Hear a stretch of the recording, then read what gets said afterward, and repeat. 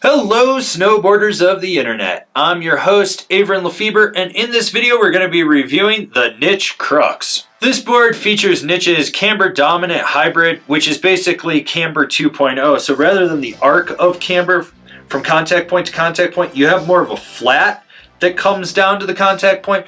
Basically, it rides like a well-broken in traditional camber snowboard, and that's going to give you all the load, pop, snap, and drive out of it. This board is available in 150, 153, 156, and 159. I rode this board at Copper Mountain on a sunny bluebird day with warmer temps. You had slush, chopped chunder, hero snow, perfect corduroy, and I rode it with my Rome Black Label bindings and my K2 Thraxis boots. Nothing mind-blowing here. This is your standard run-of-the-mill, middle-of-the-road park flex.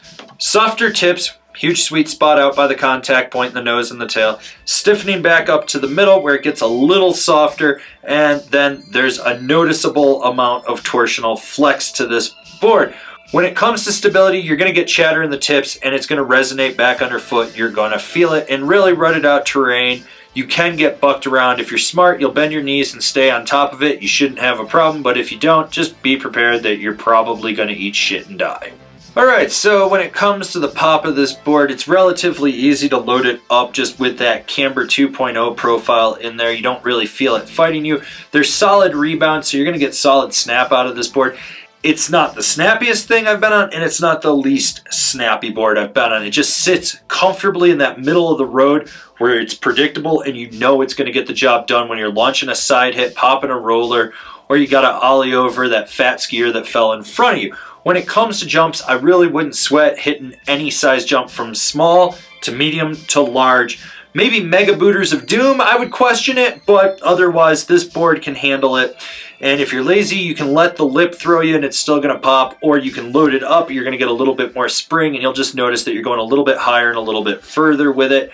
Overall, this board likes to get it in the air. So as I mentioned earlier, there's key flex points in this board, right in the dead center and out by the contact points. Those ones out by the contact points, if you hit them directly when you're buttering, this board is going to lock in and let you press all over the snow. You'll be able to butter like there's no tomorrow. What's nice is what little fight there isn't so aggressive that you can't just keep pressing with this board, but when you go to disengage, you're going to get a little bit more pop. Now when it comes to jibbing, this board locks into presses and holds them well. I will say that you need to give it a little more speed than you think just to optimize how this board jibs, but if you come into a feature a little bit faster, you're going to get a better press out of it. It's going to hold, and what little fight there is in this board, you won't notice until the time when you hit the end of the feature where it disengages and you're going to get more pop.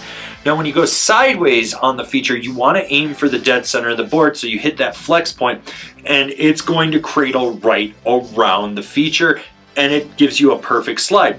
If you're a little bit off kilter, more towards your nose or your tail, you don't have to worry about too much. It just turns into more of a balancing act on this board. But if you're a competent jibber, you shouldn't have a problem. If you're an incompetent jibber, well, try to slide it more over to getting it between the feet right at the dead center. Otherwise, you know, this board's fun for buttering and jibbing. The edge-to-edge power transmission is consistent but not nimble, and it has a slight delay when you're really trying to carve with it. But it grips well due to those traction bumps right underfoot. So you're going to feel those engage, which helps with the ankle steering. This is a board that when you absolutely have to lay it over and you're driving your knee as hard as you can into the center of the camber and pushing off the tail, you're going to be able to apex a carve and just feel that power as it shoots you out of the turn. Its strong suit really is short, tight, quick setup turns and mellow carves. But when you need to turn, it's there and it's got the power to let you do it. It's not going to be able to do it every turn, but when you absolutely need it, it's there. Who's this board for? The well-rounded park rider. So this board felt a little stiffer since the last time I rode it, which wasn't a bad thing. It helped just have more power through the choppy spring snow that I was riding in the park. And it has solid snap. I'm not going to deny it. This board's pretty well balanced. I like the traction bumps right underfoot. It does help grip when you get into icier terrain, or if you absolutely apex the carve and disengage the front foot so you're only basically driving from the middle of the board back.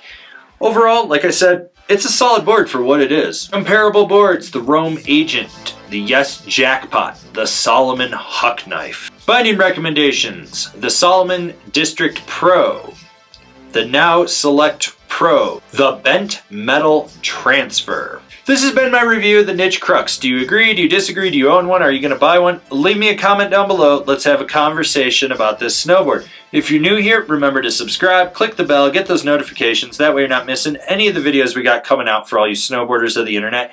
And if you really like what we're doing over here and you want to support us further, swing on over to Angry Snowboarder VIP and become a member. Sure, I could tell you more here, but I got a video over there that explains it so much better. As always, I've been your host, Avran LeFeber.